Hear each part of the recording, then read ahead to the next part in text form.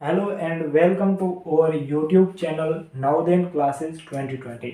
दोस्तों, आप सभी को पता होगा कि आज हम जो नवोदय विद्यालय प्रवेश परीक्षा कक्षा 6 में जितने भी फॉर्मूले हमें यूज़ करने हैं उनको हम सीखेंगे कि वो फॉर्मूले क्या है और वो कहाँ पर यूज होते हैं। ठीक है। और कोशिश ये करेंगे कि बहुत कम से कम ही फॉर्मूले रखें, क्योंकि फॉर्मूले ज़्यादा फॉर्मूलों से आपको नुकसान ही होगा, क्योंकि आपको याद करने में तकलीफ होगी।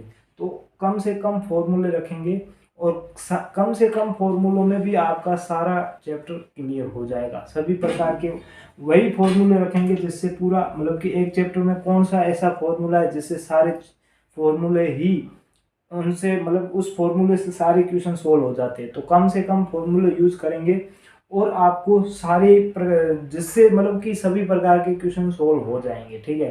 तो आज की जो हमारी स्पेशल क्लास है, फॉर्मूला बेसिस क्लास है, तो इसको आप पूरे अंत तक देखना। ठीक है। जैसे ही अंत तक देखोगे उसके बाद आपको एक फॉर्मूला बेसिस टेस्ट भी मैं दूंगा। वो टेस्ट देते ही आपको पता चल जाएगा कि मुझे कितने फॉर्मूले याद है और कौन कौन से मुझे फॉर्मूले याद नहीं है जो मुझे याद करने चाहिए। तो लगभग आपके सारे फॉर्मूले मेरे क्लास के अनुरूप ही होंगे। ठीक है। तो आप क्लास को पूरा ज़रूर देखना और उसके बाद आपको फॉर्मूले में कोई भी दिक्कत नहीं होगी। याद भी आसान तरीके से बता दूंगा कि इसको याद कैसे करना है। ठीक है। तो यहाँ पर अब आज की जो हमारी स्पेशल क्लास है फॉर्मूला बेसिस, उसको स्टार्ट करते हैं। ठीक है। तो फॉर्मूला क्लास में हम चैप्टर वाइज चलेंगे। ठीक है। चैप्टर वाइज चलेंगे ताकि कोई भी फॉर्मूला छूटे ना। तो हमारा पहला चैप्टर है मैथमेटिक्स का, जो अंक गणित होता है, गणित होता है, उसका पहला चैप्टर है संख्या पद्धति। ठीक है। संख्या पद्धति। अब संख्या पद्धति की बात करें तो इसमें कोई भी फॉर्मूला यूज नहीं होता है। ठीक है। यहाँ पर मैं आपको एक चीज और बता देता हूँ कि इससे जो ज्यादातर इंपॉर्टेंट क्वेश्चन पूछे जाते हैं ना, वो कौन कौन से है वो भी मैं आपको बता देता हूँ। तो इसमें जो ज्यादातर इंपॉर्टेंट क्वेश्चन कौन कौन से हो सकते हैं, आपको पहला तो हो सकता है स्थानीय मान जातीय मान वाला हो सकता है। तो इस टॉपिक को आप एकदम क्लियर कर देना, स्थानीय मान और जातीय मान। ठीक है। इससे संबंधित क्वेश्चन हो सकता है। ठीक है। इससे संबंधित अलग अलग प्रकार से क्वेश्चन पूछे जाएंगे, वो मैं आपको संख्या पद्धति का जो पूरा टॉपिक है ना उसमें मैं बता चुका हूँ। ठीक है। तो ये एक तो ये इंपॉर्टेंट टॉपिक है। दूसरा है कि अंकों से बनने वाली संख्या। ठीक है। अंकों से बनने वाली संख्या अंकों से बनने वाली संख्या, ये भी थोड़ा सा इंपॉर्टेंट रहता है कि आपको अंक दे देंगे, उससे आपको संख्या बनानी बड़ी भी पूछ सकता है, छोटी पूछ सकता है, उनका अंतर पूछ सकता है, उनका योग पूछ सकता है, अंकों को दोहराया भी जा सकता है, दोहराया नहीं भी जा सकता है, कई कंडीशन है। तो आपको जो इम्पोर्टेंट जो दो टर्म है ना, इनको अच्छी तरह से मतलब कि एकदम क्लियर करके रखना है कि इसमें से कोई भी क्वेश्चन आए तो उसको छोड़ना नहीं है। ठीक है। और जो बाकी वाला जो चैप्टर है वो तो बेसिक ही है, आपको पता है कि अभाज्य संख्याएं कौन कौन सी होती है। ये क्वेश्चन पूछा जा सकता है कि 100 से मतलब 80 से 100 के बीच में कुल कितनी अभाज्य संख्याएं कौन कौन सी है, या सम संख्याएं कौन सी है, मतलब वो नॉर्मल क्वेश्चन होंगे। ठीक है। लेकिन जो इम्पोर्टेंट टॉपिक है ना, ये दोनों ही है, पर इसमें कोई भी फॉर्मूला नहीं बनता है। तो मैं आपको इस चैप्टर के लिए कोई भी फॉर्मूला आपको नहीं बताना चाहूंगा, क्योंकि इसमें बनता भी नहीं है। ठीक है। ठीक है। तो मेरे लिए इस चैप्टर को आपको कोई भी फॉर्मूला इस चैप्टर में याद करने लायक नहीं है। तो जो और आपको ये दो चैप्टर है, दो टॉपिक है इस चैप्टर में, ये आपको बहुत क्लियर याद रखना, मतलब क्लियर करके रखना पड़ेगा, इसमें से कोई भी प्रश्न छूटे ना। ठीक है। तो ये क्लास मैं पहले से बता रहा था कि इंपॉर्टेंट होने वाली, बहुत ही इंपॉर्टेंट होने वाली है। ठीक है। तो अगला जो नेक्स्ट में संख्या पद्धति के बारे में बता दिया मैंने। ठीक है। जो अगला हमारा चैप्टर है दूसरा चैप्टर कौन सा है? दूसरा है भाई पूर्ण संख्याओं पर आधारित चार आधारभूत संख्याएं। पूर्ण संख्याओं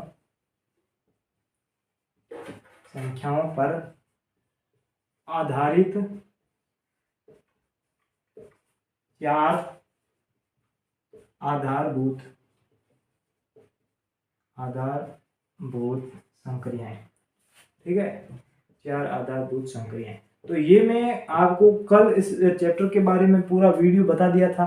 ये पूर्ण संख्याएं हमको पता है 0 से स्टार्ट होकर अनंत तक जाती है। और पूर्ण संख्याओं पर आधारित 4 आधारभूत संक्रियाएं कौन कौन सी है, तो जोड़, बाकी, गुणा, भाग है। तो जो फॉर्मूला होता है ना, तो वो फॉर्मूला मैंने आपको एक बेसिक बता दिया था। तो बेसिक क्या था, अगर किसी भी सीरीज का फॉर्मूला अगर योग करना है तो उसका फॉर्मूला क्या होगा, लेकिन उसके लिए एक कंडीशन है। आपको कोई भी सीरीज दी हुई हो ना, जैसे 1 से 10 तक की संख्याओं का योग क्या होगा, 50 तक की संख्याओं का योग क्या होगा, या 50 तक विषम संख्याओं का योग क्या होगा, सम संख्याओं का योग क्या होगा, तो उसमें जो सीरीज होती है ना, जितनी भी आपको सीरीज लगे ना, उनमें सब में अंतर है ना वो समान होना चाहिए। सबका अंतर है ना अगर समान है तो ये फॉर्मूला यूज होगा, नहीं तो नहीं होगा। अब ये फॉर्मूला किस किस जगह कंडीशन पर यूज हो सकता है, आपको प्राकृत संख्या 1 से 100 तक, 500 तक, कहीं तक भी कुछ भी पूछे, प्राकृत संख्या में यूज हो सकता है, पूर्ण संख्या में यूज हो सकता है, सम संख्या में यूज हो सकता है, विषम में यूज हो सकता है। कोई पहाड़ा पूछे, किसी पहाड़े का योग पूछे तो उसमें भी यूज हो सकता है। और अभाज्य संख्याओं में ये फॉर्मूला यूज नहीं होगा, क्योंकि अभाज्य संख्याओं में जो डिफरेंस है ना वो अलग अलग होता है। ठीक है, अगर हम बात करें डिफरेंस की, तो यहाँ पर 2, 3 फिर 5 है ना, तो 2 और 3 के बीच में 1 का है, और 3 और 5 के बीच में 2 का डिफरेंस है, यहीं पे अलग हो जाता है, यानी कि समान अंतर नहीं है, तो ये फॉर्मूला वहां पर यूज नहीं होगा। ठीक है, तो ये फॉर्मूला कौन सा है, तो फॉर्मूला नंबर पहला है ना, ये है कोई भी मतलब की सीरीज का योग ज्ञात करना है ना, तो उसकी कुल संख्या कोष्टक में प्रथम संख्या प्लस अंतिम संख्या बटे 2। ठीक है, ये फॉर्मूला होता है इसका। ठीक है, योग ज्ञात करने का। ये मैं जो डेली क्लास देखते हैं ना, उनको पता है कि कौन सा सर फॉर्मूला बताने वाले, उनको पहले से ही पता है। ठीक है, लेकिन जो नए है ना उनके लिए वापस से बता देता हूँ, क्योंकि इस क्लास में तो सारे फॉर्मूला ही बताऊंगा, तो वापस से मुझे एक एक सारे फॉर्मूले बताने तो पड़ेंगे, इसीलिए ये पहला फॉर्मूला बता दिया। ठीक है, इस चैप्टर से रिलेटेड दूसरा फॉर्मूला कौन सा हो सकता है, तो वह वर्गों के योग से हो सकता है। कोई भी सीरीज दे दी, उसके वर्गों का योग क्या होगा, तो ये भी मैंने आपको कल की क्लास में, इस पूर्ण संख्याओं की क्लास में मैंने बताया था। अगर किसी बच्चे को किसी भी फॉर्मूले में दिक्कत है या उसके चैप्टर में दिक्कत है, तो वो हमारे चैनल पर जा सकता है, और ये हमारे जो दी हुई है ना चैप्टर वाइज, तो इसको आप देख सकते हो। और आप चाहोगे तो मैं एक अलग से प्लेलिस्ट भी बना दूंगा, जो हम डेली अभी हाल फिलहाल जो डेली चैप्टर पूरा रिवाइज करवा रहे हैं ना, उसके लिए एक बार मैं पूरी वापस से प्लेलिस्ट भी बना दूंगा। अभी तक नहीं बनी हुई है, लेकिन जल्दी बना दूंगा। आप इसको एक आराम से कर सकते हो। ठीक है, तो एक इसको भी कर सकते हो। ठीक है, ये आप क्लास पूरी देख सकते हो, ताकि ये पूरा चैप्टर आपका क्लियर हो जाए। ठीक है, जिन्होंने देख लिया उनकी जरूरत नहीं है, जिन्होंने नहीं देखी उनकी बात कर रहा हूँ। ठीक है, तो वर्गों का योगफल क्या होगा, तो उसके लिए मैंने आपको कल बताया था कि क्या है, अंतिम संख्या। ठीक है, फिर कोष्टक में अंतिम संख्या प्लस 1, अंतिम संख्या प्लस 1, फिर कोष्टक बंद, फिर अंतिम संख्या गुणा 2 प्लस 1। ठीक है, इसमें टोटल 6 का भाग देना है, तो ये आपका वर्गों का क्षेत्रफल आ जाएगा। ये जो पूर्ण संख्याओं में है ना, वो 3 ही फॉर्मूले बताऊंगा। तो 2 हो गए, एक योग का, किसी भी योग का पूछ सकता है, या एक वर्गों का पूछ सकता है, और एक घनों के योग, घनों का योग पूछ सकता है। ठीक है, घनों का योग। ठीक है, तो उसका फॉर्मूला क्या होगा, अब इसको याद कैसे रखेंगे, तो आपको याद रखना है कि हर जगह अंतिम संख्या ही है। पहले अंतिम संख्या सिर्फ है, फिर उसमें 1 जोड़ देना है, फिर उसको डबल करके उसके बाद 1 को जोड़ना है। ठीक है, उसके बाद 6 का भाग देना है। अब अंतिम घनों के योग को कैसे याद करेंगे, तो घनों का योग देखो, ये लास्ट वाला जो टर्म है ना, अंतिम संख्या गुणा 2 प्लस 1, इसको छोड़ दो, बाकी वाले जो आगे वाला है ना, इसको यहाँ पर लिख लो। तो अंतिम संख्या, ठीक है, अंतिम संख्या कोष्टक। ठीक है, अंतिम संख्या कोष्टक कर सकते हो, फिर कोष्टक अंतिम संख्या प्लस 1। ठीक है, अंतिम संख्या प्लस 1, फिर कोष्टक बंद, बटे 2। किससे भाग देना, बटे 2 से। और आपको और क्या करना है, इसको स्क्वायर लगा लेना है पूरे को। ठीक है, जो इसका जो भी मान आएगा, स्क्वायर होगा ना, जो इसका वर्ग होगा ना, वही इनका योग होगा। ठीक है, तो इसको कैसे याद रखेंगे, जो वर्ग वाला है ना, तो ये कंडीशन आपको इसके साथ नहीं लेनी है। बाकी वाला जो है अंतिम संख्या, कोष्टक में अंतिम संख्या प्लस 1 बटे 6 नहीं करना, बटे 2, फिर इसका स्क्वायर ज्ञात करना है। तो जो पूर्ण संख्याओं पर आधारित जो 4 आधारभूत संक्रियाएं थी, उनके जो 3 इंपॉर्टेंट फॉर्मूले थे वो भी मैंने आपको बता दिए। अब इस चैप्टर में भी आपको कोई दिक्कत नहीं होगी, ठीक है। नेक्स्ट क्वेश्चन, नेक्स्ट चैप्टर की ओर बढ़ते हैं। तो नेक्स्ट चैप्टर में भी आपको बता देता हूं यहाँ पर, ठीक है। ठीक है, नेक्स्ट चैप्टर हमारा कौन सा है? नेक्स्ट चैप्टर है हमारा भिन्न संख्या, ठीक है। कौन सा है? भिन्न संख्या, ठीक है। तो भिन्न संख्या में आपको कोई भी मतलब कि यहाँ पर आपको मतलब फॉर्मूले से संबंधित ये भिन्न संख्या है ही नहीं, ठीक है। भिन्न संख्या, तो भिन्न संख्या में आपको किसी भी प्रकार के फॉर्मूले तो यूज करने ही नहीं है। भिन्न में आपको क्या क्या पूछ सकता है? या तो आपको भिन्न दी हुई होगी जोड़, बाकी उसको आपको सोल्व करना होगा, ये पहला तरीका, पहला तो ये पूछ सकता है। दूसरा आपको ये पूछ सकता है कि कोई घड़ा इतना भरा हुआ, उसका इतना भाग खाली कर दो, उसमें वापस जोड़ दो, यानी कि संबंधित भिन्न से संबंधित ये वाले क्वेश्चन हो सकते हैं। तीसरा क्वेश्चन आपको भिन्न का जो छोटा भिन्न या बड़ी भिन्न या आरोही क्रम या अवरोही क्रम ये भी पूछ सकता है। तो एक चीज आरोही और अवरोही वाला मैं यहाँ पर बता देता हूँ, ठीक है। तो आरोही क्रम, ठीक है, और अवरोही क्रम, आरोही और अवरोही, ठीक है, ये चीज मैं आपको यहाँ पर बता देता हूँ, ठीक है। ये चीज बहुत ही फायदेमंद है, अवरोही क्रम, ठीक है। अब काफी बच्चे कंफ्यूज होते हैं कि आरोही क्रम क्या होता है, अवरोही क्रम क्या होता है। इंग्लिश में से असेंडिंग ऑर्डर और इसको डिसेंडिंग ऑर्डर कहते हैं, ठीक है। तो अवरोही क्रम यानी कि छोटे से बड़े होता है या फिर बड़े से छोटा होता है, काफी बच्चे कंफ्यूज रहते हैं, ठीक है। तो इसको क्लियर कैसे करेंगे? तो यहाँ पर हमें आप एक चीज ध्यान रखना, आरोही में कितने टोटल अक्षर है? अक्षर आप काउंट करो, 1 2 3, 3 अक्षर है, तो यहाँ पर 3, यहाँ पर 1 2 3 4, यानी 4 अक्षर है। अब 3 और 4 में बड़ा कौन सा है, छोटा कौन सा है? यानी कि ये छोटा है, तो जो आरोही होगा ना उसका पहला अक्षर छोटा होगा, पहला अक्षर क्या होगा? छोटा। ये अंक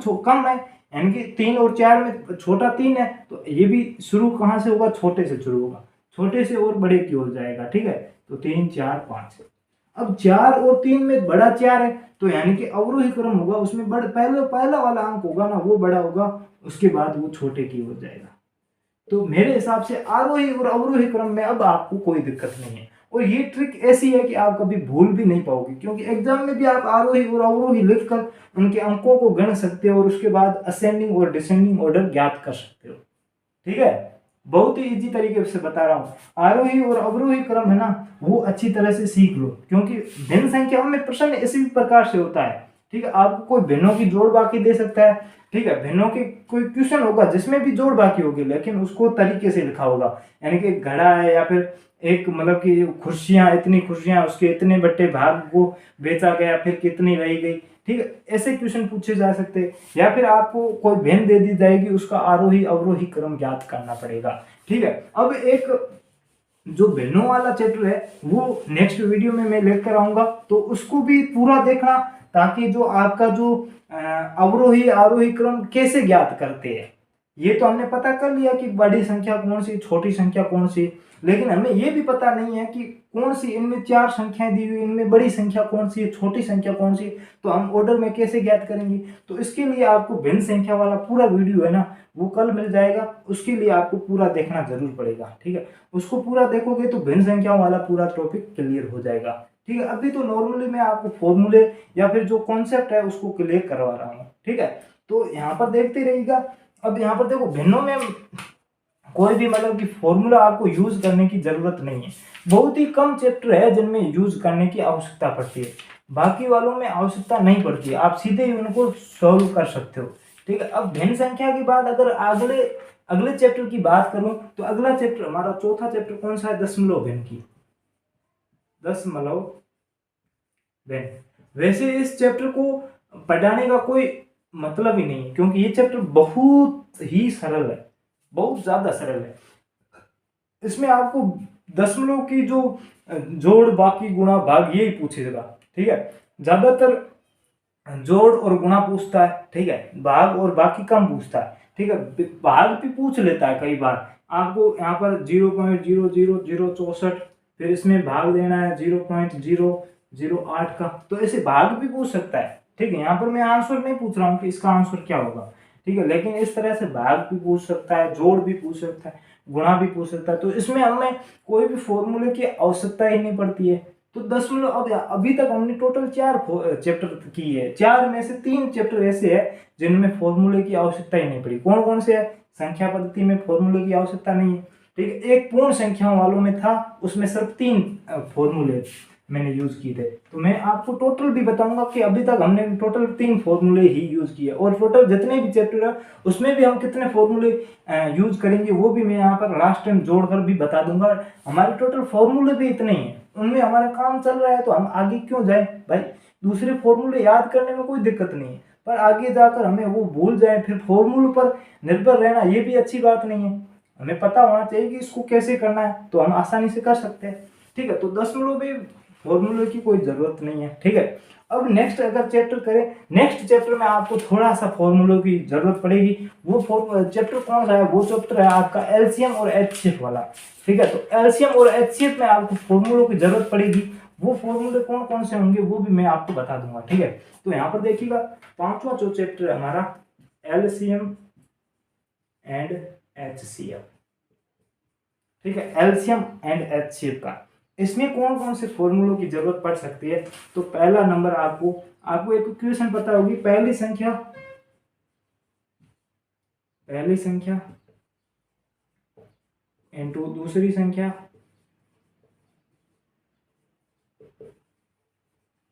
बराबर एलसीएम इनटू एचसीएफ, ठीक है। अब कोई भी आपको ऐसे प्रश्न पूछ सकता है कि दो संख्याओं का एलसीएम दिया हुआ है, एचसीएफ दिया हुआ है, एलसीएम ये है, एचसीएफ ये है, पहली संख्या ये है तो दूसरी संख्या क्या होगी? तो उस जगह पर आपको ये फॉर्मूला यूज करना है। जब एलसीएम और एचसीएफ दिया हुआ है तो दोनों की जगह दोनों अपनी जगह रख दो, और पहली संख्या दी हुई है उसकी जगह ये रख दो, दूसरी संख्या हम इसको यहाँ पर उधर लेके जाएंगे, भाग आएगा, उसको बाद आराम से सोल्व कर सकते हैं। या आपको कभी ऐसे भी प्रश्न दिए जा सकते हैं कि दो संख्याओं का गुणनफल दिया हुआ हमें, ये दिया हुआ है, उनका एलसीएम ये है तो उनका एचसीएफ क्या होगा? तो दो संख्याओं का गुणनफल यानी कि इन दोनों को गुणा किया तभी भी गुणनफल आएगा, तो उसने पहले से गुणा करके दे दिया है तो वहां पर हम इसको पूरे को गुणनफल मानेंगे। तो यहाँ पर लिख लेंगे गुणनफल को बराबर एलसीएम दिया हुआ है, एचसीएफ ज्ञात करेंगे तो एलसीएम का भाग दे देंगे। बहुत ही इजी क्वेश्चन है और बहुत ही इजी तरह से फॉर्मूला भी है, ठीक है। तो पहली संख्या इंटू दूसरी संख्या बराबर एलसीएम इंटू एचसीएफ, ठीक है।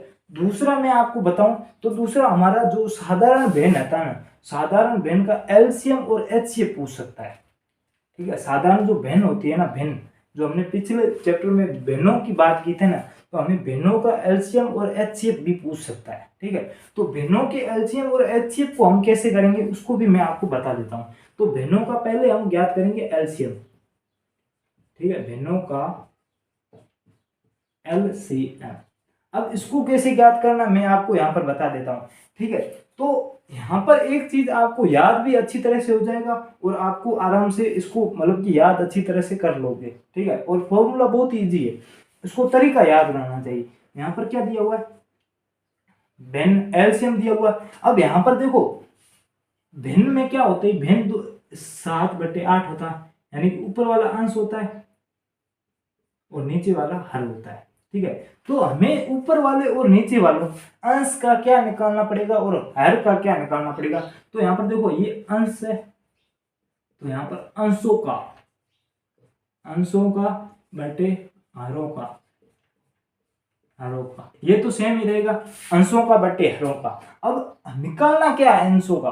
तो यहाँ पर देखो हमें एलसीएम पूछा है ना, तो अंशों का एलसीएम निकालना पड़ेगा, यानी कि जो ऊपर दिया हुआ अंश दिया हुआ जितने भी अंश दिए हुए ना 7/8, 5/6, 3/4, अब इनका लसर पे पूछ ले, एलसीएम पूछ ले, तो अंश दिए हुए ना इनका हमें क्या निकालना पड़ेगा?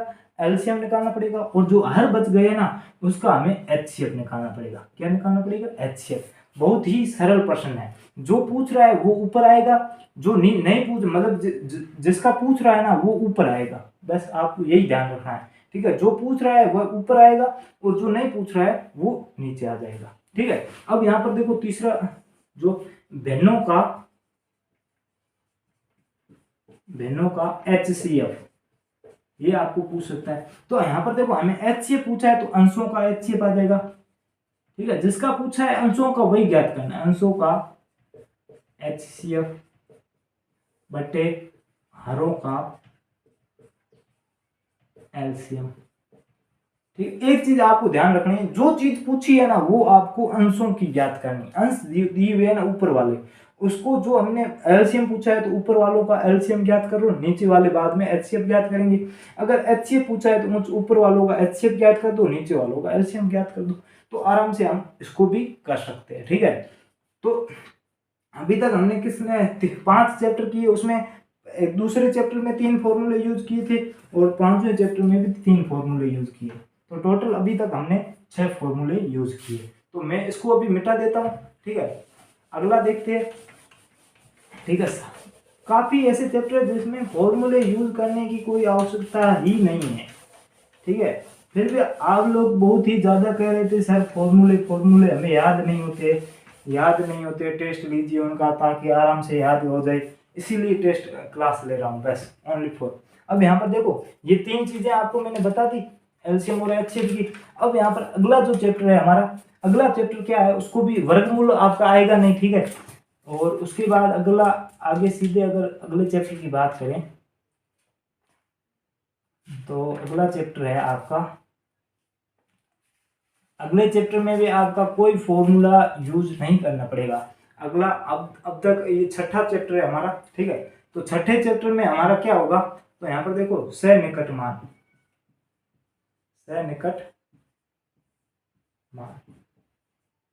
ठीक है, सन्निकट मान। ठीक, अप्रोक्सीमेट वैल्यू में कोई भी फॉर्मूला आपको यूज करने की आवश्यकता नहीं है। क्यों नहीं है, क्योंकि उसमें सिर्फ अप्रोक्सीमेट पूछा है, और अप्रोक्सीमेट मैं बता चुका हूं पहले से भी, जिसका पूछा है उसके पास वाला राइट साइड अंक देखो, और अगर वो 0, 1, 2, 3, 4 में से है तो अगले अंक में कोई चेंज नहीं होगा, और इससे बड़ा है 5, 6, 7, 8 तो 8, 9 तो उसमें एक अंक, अगर 7 दिया हुआ तो उसमें 1 बढ़ जाएगा, 8 हो जाएगा, अगर 9 दिया हुआ तो 10 हो जाएगा। ठीक है, तो अप्रोक्सीमेट इसमें कोई भी फॉर्मूला नहीं दिया हुआ है तो आपको इसमें किसी भी प्रकार के फॉर्मूले की यूज करने की आवश्यकता नहीं है। ठीक है, अब जो नेक्स्ट क्वेश्चन है सिंप्लीफिकेशन, सरलीकरण, 7वां चैप्टर हमारा सरलीकरण। कौन सा है, सरलीकरण। ठीक है, सिंप्लीफिकेशन। अब सिंप्लीफिकेशन फॉर्मूला कोई यूज होता ही नहीं है। सिंप्लीफिकेशन पूरा है ना वो बोर्ड मास नियम के आधार पर होता है। कौन से, बोर्ड मास, BODMAS। ठीक है, बोर्ड मास नियम के आधार पर ही होता है। तो आपको एक इक्वेशन दी हुई होगी, उसको आपको सोल्व किस प्रकार के करेंगे, तो बी का मतलब होता है ब्रैकेट। ठीक है, ब्रैकेट। ठीक है, तो ब्रैकेट यानी कोष्टक होता है। ठीक है, ब्रैकेट का मतलब क्या होता है, कोष्टक। अब 3 प्रकार के कोष्टक होते हैं, एक बड़ा वाला, ठीक है, एक बीच वाला, मझला वाला, ठीक है, एक छोटा वाला। तो सबसे पहले छोटे वाले कोष्टक को सोल्व करेंगे, उसके बाद बीच वाले कोष्टक को, और सबसे अंत में ब्रैकेट को सोल्व करेंगे, मतलब कि बड़े वाले ब्रैकेट को। तो यहाँ पर ब्रैकेट को पहले ब्रैकेट को सोल्व करना, ब्रैकेट में भी सबसे पहले छोटे, फिर बीच वाले, फिर बड़े वाले को। ठीक है, उसके बाद ओ है, ओ का मतलब क्या होता है, ऑफ का मतलब क्या होता है, का। अगर आपको कहीं पर भी का दिया हुआ है ना इक्वेशन में, का, तो उसको भाग से पहले सोल्व करना। का मतलब तो गुणा ही होता है, लेकिन आपको भाग से पहले सोल्व करना, क्योंकि ओ का मतलब क्या होता है, ऑफ। तो दूसरे नंबर पर हमें किसको सोल्व करना पड़ेगा, ऑफ को। ऑफ का मतलब क्या, का को सोल्व करना पड़ता है। उसके बाद डी का मतलब होता है डिवीजन। ठीक है, तो हमें तीसरे, फिर कोष्टक भी सोल्व हो गया, का भी सोल्व हो गया, उसके बाद भाग को सोल्व करना पड़ता है। ठीक है, जो भाग दिया हुआ था उसको। फिर एम का मतलब होता है मल्टीप्लिकेशन यानी कि गुणा। ठीक है, फिर तीसरे नंबर पर आपको गुणा को सोल्व करना पड़ता है। उसके बाद एडिशन मतलब जोड़ को सोल्व करना पड़ता है। फिर सब्सट्रैक्शन यानी कि बाकी को जोड़, यानी कि घटाव को सोल्व करना पड़ता है। इस प्रकार से बोर्ड मास का जो नियम है ना पूरे सरलीकरण में ही काम करेगा। तो इसमें कोई फॉर्मूला नहीं है, आपको इस नियम के अनुसार करना है, आपका आंसर अपने आप आ जाएगा। ठीक है, तो यहाँ पर अभी तक हमने कुल टोटल कितने फॉर्मूले पढ़े, 6 ही फॉर्मूले पढ़े, और चैप्टर हमारे कितने हो गए, 7 चैप्टर हो गए। ठीक है, अब यहाँ पर देखो नेक्स्ट चैप्टर को देखते हैं। ठीक है, ये सरलीकरण हमारा पूरा हो चुका है। ठीक है, लास्ट वाले चैप्टर है थोड़े से, उसमें फॉर्मूले होंगे तो उनको भी हम देख लेंगे क्या है फॉर्मूले, और उनको याद किस प्रकार से करना है वो भी मैं आपको बता दूंगा। ठीक है, 7 हो गया। 8वां चैप्टर हमारा क्या है, मापन, मेजरमेंट। ठीक है। मापन में आपको कोई भी फॉर्मूला यूज नहीं करना है। मापन में आपको सिर्फ यूनिट याद होनी चाहिए, समय की यूनिट याद होनी चाहिए, यानी किलो घंटे में, 1 घंटे में सेकंड कितने होते हैं, मिनट कितने होते हैं, ये समय की होती है। अगर वजन की माने, भार की माने तो किलोग्राम में कितने ग्राम होते हैं, ठीक है। तो ये भार की हो गई, ठीक है। अगर ऊंचाई की पूछे, सेंटीमीटर, मीटर, किलोमीटर, ठीक है। ये लंबाई की हो गई, ठीक है। तो ये लंबाई की, भार की, कई भी मतलब की यूनिट होती है ना। इस चैप्टर में मापन में आपको सिर्फ यूनिट याद रहनी चाहिए, बहुत ही महत्वपूर्ण रहती है यूनिट, ठीक है। यूनिट अगर आपको याद है ना तो इस चैप्टर में आपको कोई भी प्रश्न गलत नहीं होगा, ठीक है। तो 8वें चैप्टर में भी कोई फॉर्मूला यूज करना ही नहीं है। फिर भी आप लोग पता नहीं क्यों आप लोग कह रहे सर फॉर्मूला फॉर्मूला फॉर्मूला। क्या फॉर्मूला, 8 चैप्टर हो गए, अभी तक 6 ही फॉर्मूला है, वो भी 2 चैप्टर में। बाकी 6 चैप्टर ऐसे हैं जिनमें फॉर्मूले यूज करने की आवश्यकता ही नहीं है। तो आप फॉर्मूलों से ज्यादा घबराए ना, ठीक है बहुत कम है, ठीक है। आपको बुक्स में मिलेंगे मुझे पता है, लेकिन मैं आपको जिस तरीके से बताता हूँ ना उसमें आपको फॉर्मूले को याद करने का कोई मतलब की जरूरत ही नहीं है उसमें, ठीक है। नेक्स्ट को देखते हैं, नेक्स्ट क्वेश्चन क्या है, नेक्स्ट चैप्टर कौन सा है तो उसको देखते हैं। तो नेक्स्ट वाला है प्रतिशत, ठीक है। नेक्स्ट वाला क्या है, प्रतिशत, इंग्लिश में परसेंटेज बोलते हैं, ठीक है। प्रतिशत में आपको पता होगा कि कोई भी चीज का प्रतिशत ज्ञात करते हैं ना हम, तो उसको कैसे, अब यहाँ पर आपको उसको 100 से गुणा करते हैं, कोई भी भिन्न दी हुई है, ठीक है, या संख्या दी हुई है, उसको प्रतिशत में बना कन्वर्ट करना है तो उसको 100 से गुणा करेंगे, ठीक है। अगर कोई भी प्रतिशत दिया हुआ हो उसको भिन्न में कन्वर्ट करना है तो 100 का भाग देंगे। ये 2 चीजें आपको ध्यान रखनी है, ठीक है। उसमें ज्यादा और कुछ प्रतिशत में भी फॉर्मूले की यूज करने की जरूरत नहीं है, आपको आराम से आप कर सकते हो, ठीक है। अब इसमें भी मतलब कि कई प्रकार के फॉर्मूले होते हैं, लेकिन आपको फॉर्मूले याद बिना याद किए ही आप सब कुछ कर सकते हो। तो मैं कोशिश यही कर रहा हूँ कि बिना कम से कम फॉर्मूले याद करके हम पूरा नवोदय का एग्जाम क्रैक कर सके, ठीक है। तो इसमें भी कोई फॉर्मूला यूज करने की आपको जरूरत ही नहीं है, आप आराम से इसमें सारे क्वेश्चन बेसिक तरीके से कर सकते हो। अगर मेरे साथ आप लगातार बने हुए है ना तो आप सारे क्वेश्चन मतलब बिना फॉर्मूला के कर सकते हो, ठीक है। उसके बाद जो अगला चैप्टर है हमारा, तो सारे चैप्टर मैं करवाऊंगा, जो जो हमारे सिलेबस में है ना उसी को मैं बता रहा हूँ। अब यहाँ पर अगला जो चैप्टर है ना लाभ हानि वाला, इसमें 2-4 फॉर्मूले है वो मैं आपको बता देता हूँ कौन कौन से। तो यहाँ पर देखते रहिए, 9 चैप्टर हो गए, अभी तक फॉर्मूले सिर्फ 6 ही है, फिर भी हम फॉर्मूले से डर रहे हैं। ये 10वां चैप्टर है, ठीक है, लाभ हानि, ठीक है। इसको भी मैं जल्द ही लेके आऊंगा आपके सामने, पूरा वीडियो क्लासेस पूरा, जिसमें पूरा लाभ हानि समाप्त कर दूंगा, ठीक है। तो इसमें आपको एक फॉर्मूला लाभ का पूछ सकता है, ठीक है। लाभ का आपको जरूरत पड़ेगी, लाभ बराबर विक्रय मूल्य माइनस क्रय मूल्य, ठीक है। एक हानि की जरूरत पड़ सकती है, हानि बराबर क्रय मूल्य माइनस विक्रय मूल्य। एक लाभ प्रतिशत की जरूरत पड़ सकती है, लाभ प्रतिशत बराबर लाभ बटे क्रय मूल्य, लाभ बटे क्रय मूल्य इंटू 100, ठीक है। और हानि की जरूरत पड़ सकती है, हानि प्रतिशत की, तो हानि बटे क्रय मूल्य इंटू 100, ठीक है। ये 4 ही फॉर्मूले। अब ये 4 आप देखोगे ना तो आपको, अगर कोई नया बच्चा है तो उसको तकलीफ होगी सर याद कैसे करे क्रय मूल्य क्रय मूल्य। अगर लेकिन अगर आप इसका भाव समझ जाओगे ना, ठीक है, इसका अर्थ समझ जाओगे ना तो आप इसको आराम से याद कर सकते हो। और अर्थ में आपको पूरी लाइव क्लास में बताऊंगा, जब लाभ हानि की क्लास होगी ना उस वक्त पूरा बता दूंगा। अभी मैंने आपको सिर्फ फॉर्मूले की बात की थी तो सारे फॉर्मूले पे बता रहा हूँ, ठीक है। अब आपको ही लोग ऐसे पूछेगी सर आपने क्रय मूल्य विक्रय मूल्य के तो फॉर्मूले बताए नहीं। भाई क्रय मूल्य और विक्रय मूल्य का फॉर्मूला ही नहीं होता है।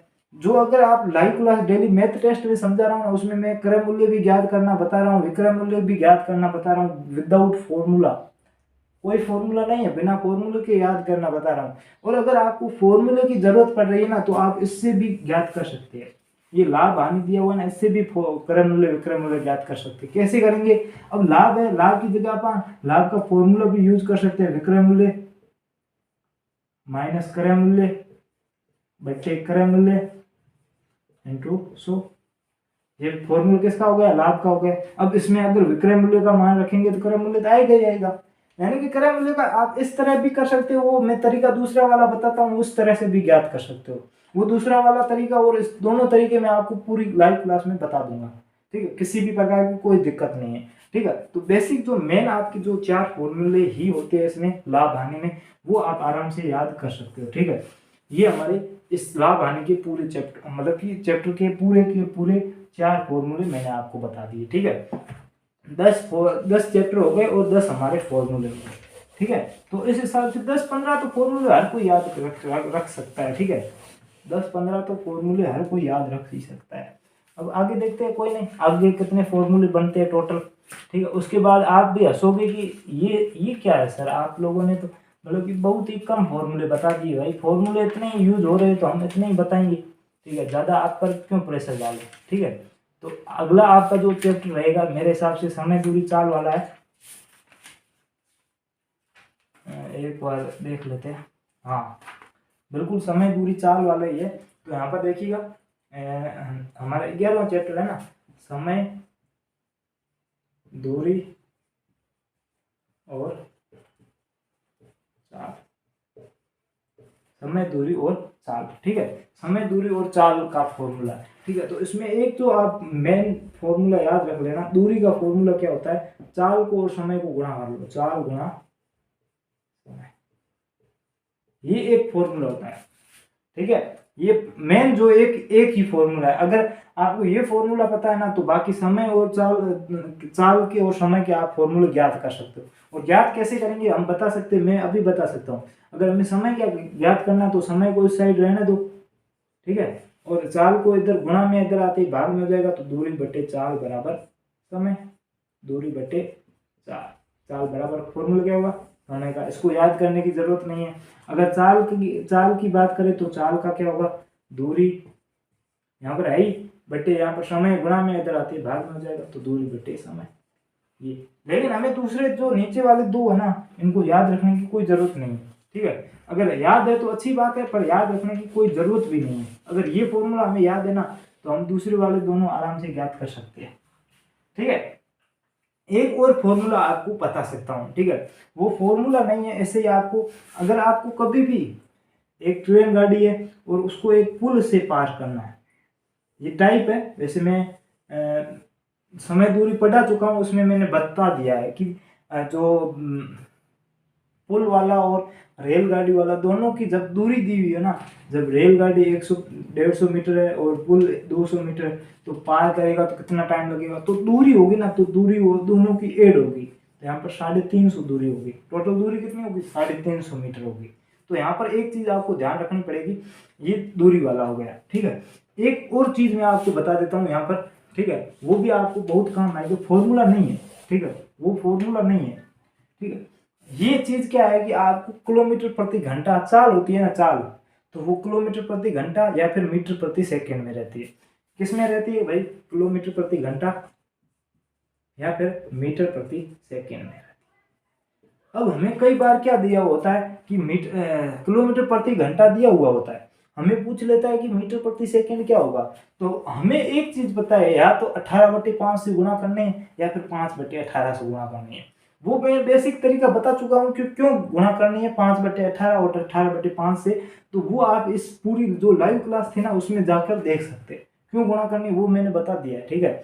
अब जो फॉर्मूला है ना, या 18/5 से गुणा करनी है या 5/18 से, इसमें कंफ्यूजन होता है, ठीक है। तो वहां पर मैं आपको एक क्लियर करवा रहा हूँ, ठीक है। आप अगर किलोमीटर से मीटर प्रति सेकंड की ओर जा रहे हैं, यानी कि ये बड़ा है और ये छोटा है, जिसकी ओर जा रहे हो ना, जिसकी ओर जा रहे हो ना, वो अंक हमेशा बड़ा आएगा। छोटे की ओर जा रहे हो तो छोटा वाला ऊपर आएगा, यानी 5 और 18 में छोटा कौन है, 18 है, तो उसको 18/5 से गुणा करेंगे। यानी कि बड़े से छोटे की ओर जा रहे हैं, किलोमीटर प्रति घंटे से मीटर प्रति सेकंड की ओर जा रहे हैं ना, यानी जिसकी ओर जा रहे हैं ना, तो वो अंक ऊपर आएगा। अब यहाँ पर अगर मीटर प्रति सेकंड होता ना, मीटर प्रति सेकंड दिया होता और हमें पूछ लेता किलोमीटर प्रति घंटा में क्या होगी, तो बड़े की ओर जा रहे तो उसको गुणा किससे करता, बड़ा ऊपर आता नीचे छोटा आता, 5/18/5। ये फॉर्मूला नहीं है, बेसिक चीज थी जो आपको मतलब कि याद रखना आसान हो जाए, बस और कुछ नहीं, याद रखना आपके लिए आसान हो जाए इसीलिए मैंने बताया, ठीक है। वो समय दूरी चाल में आपके लिए एक ही फॉर्मूला है, कितना फॉर्मूला, एक। तो हमारे 11 टोटल हो गए चैप्टर, और फॉर्मूले भी कितने हुए, 11 ही फॉर्मूले हुए, ठीक है। इतने फॉर्मूले हुए, 11 फॉर्मूले हुए, यहाँ पर देख लो 11, ठीक है। नेक्स्ट चैप्टर की हो जाएंगे 12वां, ठीक है। पीछे 1-2 चैप्टर रहे क्योंकि अभी जो आपका जो नया सिलेबस था उसमें कोविड के कारण आपकी सिलेबस में काफी कटौती की गई है, ठीक है। अब जो अगला जो चैप्टर है साधारण ब्याज का है, ठीक है।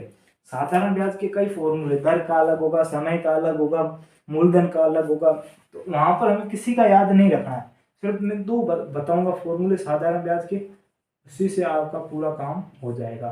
साधारण ब्याज में एक तो ब्याज का हो सकता है, ब्याज का फॉर्मूला क्या होगा, मूलधन गुणा दर गुणा समय बटे 100, ठीक है। मूलधन गुणा दर गुणा समय बटे 100, ठीक है। एक मैं आपको बताऊंगा मिश्र धन का, हमें मिश्र धन ज्ञात करना हो तब, ठीक है। तो उसका क्या होगा, मूलधन प्लस ब्याज, ठीक है। इन्हीं 2 फॉर्मूले से आप सारे फॉर्मूले फाइंड आउट भी कर सकते हो। अगर आपको मूलधन का फॉर्मूला पूछे ना तो हमें 100 इधर लेके आएंगे तो गुणा या भाग में गुणा में आ जाएगा, तो यहाँ पर 100 गुणा में आ जाएगा, ठीक है। और दर और समय दोनों गुणा में, तो इधर आते भाग में हो जाएगा, ठीक है। तो ये आपका मूलधन का फॉर्मूला बन गया। ऐसे आप समय का बना सकते हो, दर का बनाना है तो भाई किसी का भी बना सकते हो ना, लेकिन हमें बनाना ही नहीं है ना, हमें तो इस फॉर्मूले से काम चल रहा है, तो हमें चलाना। फॉर्मूले ज्यादा होंगे तो हमारे दिमाग पर प्रेशर होगा कि याद हुआ या नहीं हुआ, किसको पता है आगे याद आएगा या नहीं आएगा। तो फॉर्मूले जितने हो सके उतने कम कर लो, ठीक है। तो यहाँ पर मैंने आपको सिर्फ 2 ही चीज फॉर्मूले बताए, और इन फॉर्मूले से किस प्रकार से क्वेश्चनों को सोल्व करना है तो आप पूरा वीडियो देख सकते हो, ठीक है। साधारण ब्याज मेरे हिसाब से मैंने करवा दिया है, अगर नहीं करवाया तो मैं आपको करवा दूंगा जल्दी ही, ठीक है। तो उसमें कोई दिक्कत नहीं आने दूंगा। इसमें 2 फॉर्मूले तो यहाँ पर 2 लिख लेता हूँ, ठीक है। अब देखते हैं टोटल कितने फॉर्मूले होते हैं। अब जो आपका है चैप्टर, लास्ट चैप्टर दिया हुआ है, ठीक है। लास्ट चैप्टर, टोटल 13 ही चैप्टर थे, तो लास्ट चैप्टर में कितने फॉर्मूले वो बता देता हूँ, ठीक है। लास्ट चैप्टर है 13वां, क्षेत्रफल और परिमाप का, क्षेत्रफल और परिमाप। इसका मैंने पूरा वीडियो बना के रखा है, आप लोग पूरा विजिट कर सकते हो, देख सकते हो आराम से। तो इसमें पहला हम आयत को लेंगे, ठीक है। आयत का जो क्षेत्रफल का पूछ सकता है, क्षेत्रफल का क्या होता है, लंबाई गुना चौड़ाई। क्यों होगा, मैं बेसिक पूरा तरीके से बता चुका हूँ। अगर आपको पूरा तरीका जानना है तो इससे पूरा हमारी जो वीडियो बना हुआ है ना, क्षेत्रफल और परिमाप, 2 पार्ट में बना हुआ, दोनों को पूरा देख लीजिए, आपको पूरी तरह समझ में आ जाएगा। परिमाप का फॉर्मूला क्या होगा, परिमाप का होगा भाई 2 कोष्ठक लंबाई प्लस चौड़ाई। ये भी मैं बता चुका हूँ, क्यों फॉर्मूला कैसे बना ये भी मैं बता चुका हूँ। और एक फॉर्मूला आपका विकीर्ण का हो सकता है, विकीर्ण का फॉर्मूला क्या होता है, अंडर रूट, ठीक है, लंबाई स्क्वायर प्लस चौड़ाई स्क्वायर, ठीक है। ये 3 फॉर्मूले आयत के होंगे, ठीक है। आगे वर्ग के देखते हैं, वर्ग के वही होंगे 3, क्षेत्रफल का होगा भुजा स्क्वायर, ठीक है। परिमाप का होगा 4 गुना भुजा,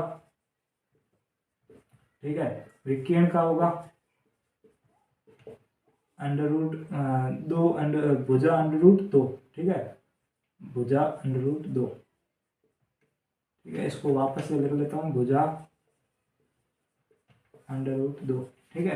तो ये हमारे हम जो बेसिक जो वर्ग और आयत है ना, इसके तो फॉर्मूले ये हो गए, ठीक है। अगर मैं आपको त्रिभुज के बताऊं, त्रिभुज के वैसे कम पूछे जाते हैं, त्रिभुज के बताऊं, त्रिभुज में भी दो ही फॉर्मूले मैंने बताए, ठीक है। परिमाप का तो फॉर्मूला तीनों भुजाओं का योग ही होगा, इसमें बताने की जरूरत नहीं है। परिमाप का फॉर्मूला होगा तीनों भुजाओं का योग, ठीक है, तीनों भुजाओं का योग, तीनों भुजाओं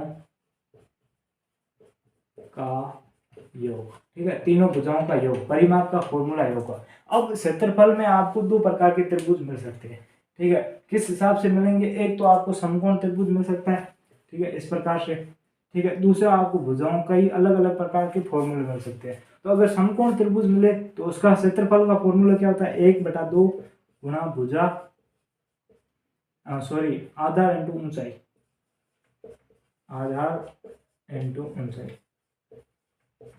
ठीक है, ये एक तो ये हो गया। और अगर आपको बिना मतलब कि समकोण ना मिले, दूसरा अगर समबाहु, समद्विबाहु, विषमबाहु अगर वो मिल जाए तो उसके लिए आपको क्या करना, अंडर रूट एस कोष्टक S minus A, S minus B, S minus C, ठीक है, ये आपको फॉर्मूला यूज करना है। एस का मान कैसे निकालेंगे, ए प्लस बी प्लस सी बटे 2, ये एस का मान हो गया। अब इनको पूरी तरह से मैंने आपको बता दिया है पूरे वीडियो में, आप वहां से जाकर आराम से देख सकते हो, ठीक है।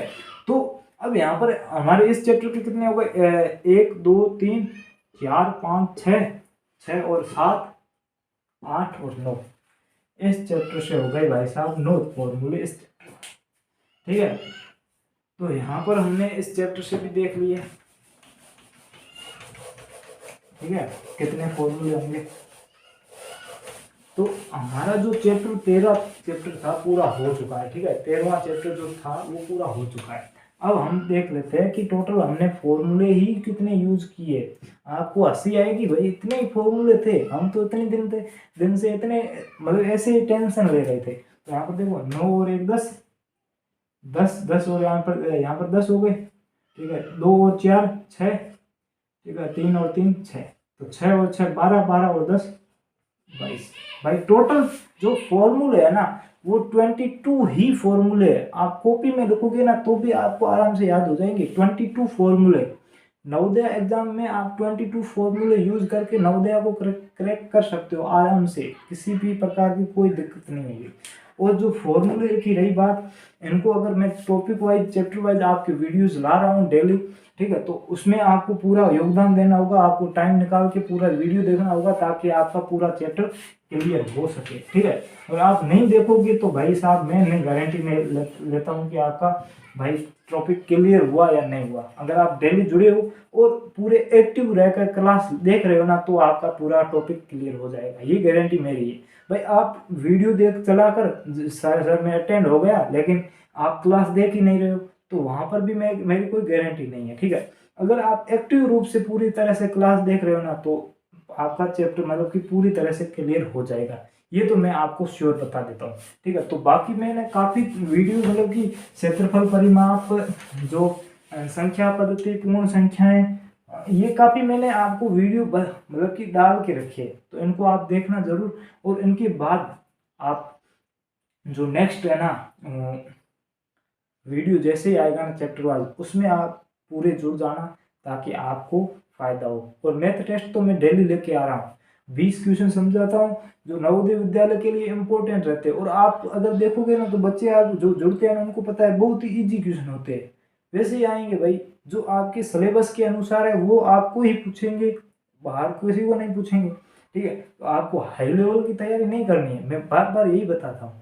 कई बच्चे एसएससी लेवल की तैयारी करें, भाई एसएससी लेवल तो 10+2 12वीं का या फिर जो ग्रेजुएशन लेवल के बच्चे होते हैं ना उनका होता है। उनसे आप 5, अगर 12वीं की बात करें ना तो आप उनसे भी 7 साल छोटे हो। 12वीं का मतलब कि नवोदय को पास आउट हो गए लेकिन आप तो नवोदय में अब जा रहे हो, तो वो से क्वेश्चन आपको नहीं पूछेंगे, ठीक है। आप ज़्यादा टेंशन मत लेना, आपका जो स्टैंडर्ड है ना उसी के अनुसार आपको क्वेश्चन पूछेंगे। तो बच्चों आपको ये वीडियो कैसा लगा इसके नीचे कमेंट करके ज़रूर बताना, ठीक है। आप कितना फ़ायदेमंद रहा, ठीक है, आपको फॉर्मूले याद हुए या नहीं हुए कमेंट करके बता देना। और अभी तक क्लास को लाइक नहीं किया तो लाइक करें, जो बच्चे नए हैं उन चैनल को सब्सक्राइब जरूर कर देना ताकि हमें भी मोटिवेशन मिलता रहे, ठीक है। दोस्तों आज के लिए इतना ही, धन्यवाद, जय हिंद, जय भारत, वंदे मातरम।